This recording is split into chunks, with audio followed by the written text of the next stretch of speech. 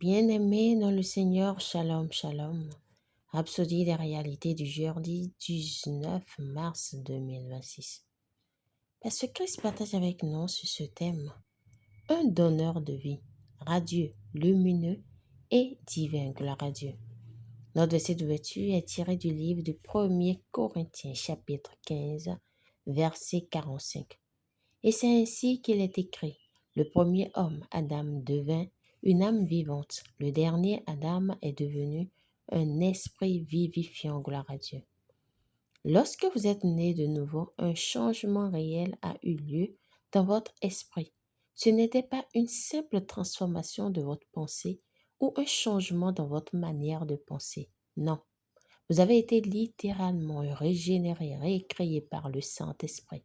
C'est pourquoi les Écritures déclarent, si quelqu'un est en Christ, il est une nouvelle créature. 2 Corinthiens 5, verset 17. C'est une vérité fondamentale. Alors que l'homme naturel, celui qui n'est pas né de nouveau, est de la terre et n'est qu'une âme vivante, vous êtes un esprit vivifiant. Vous portez l'image du céleste. Le premier homme tiré de la terre est terrestre. Le second homme est du ciel. Tel est le terrestre, tels sont aussi les terrestres. Et tel est le céleste, tels sont aussi les célestes. 1 Corinthiens 15, versets 47 à 48.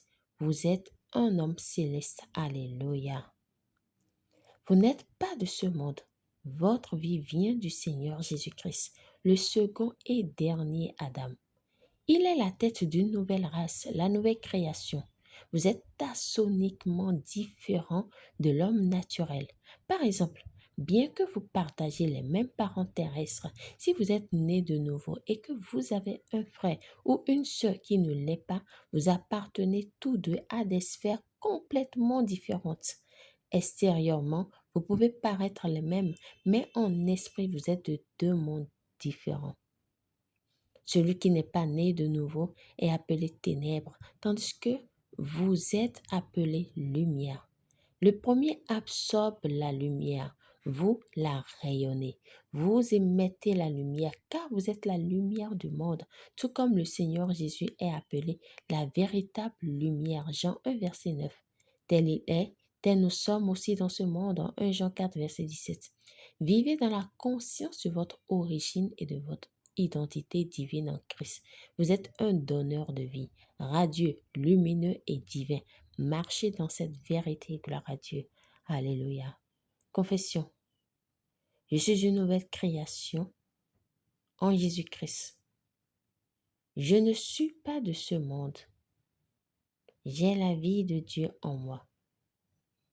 Je suis rempli de grâce et de vérité. Je suis un donneur de vie, radieux, lumineux et divin. Je marche dans la réalité de mon héritage et de mon identité en Christ, impactant mon monde par la gloire de Dieu. Amen.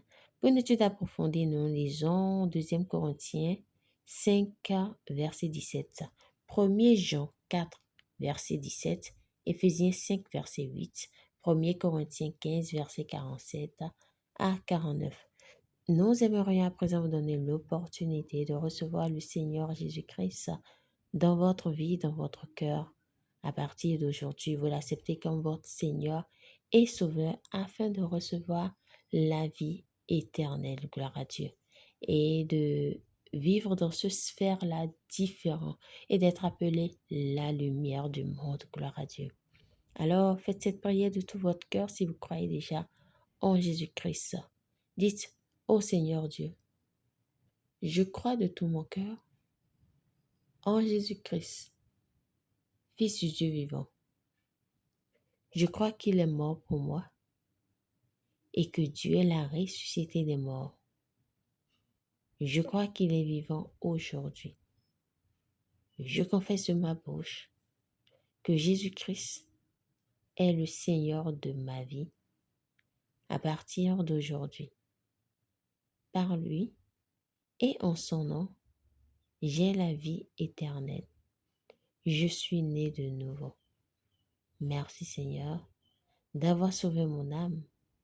Je suis désormais un enfant de Dieu. Alléluia.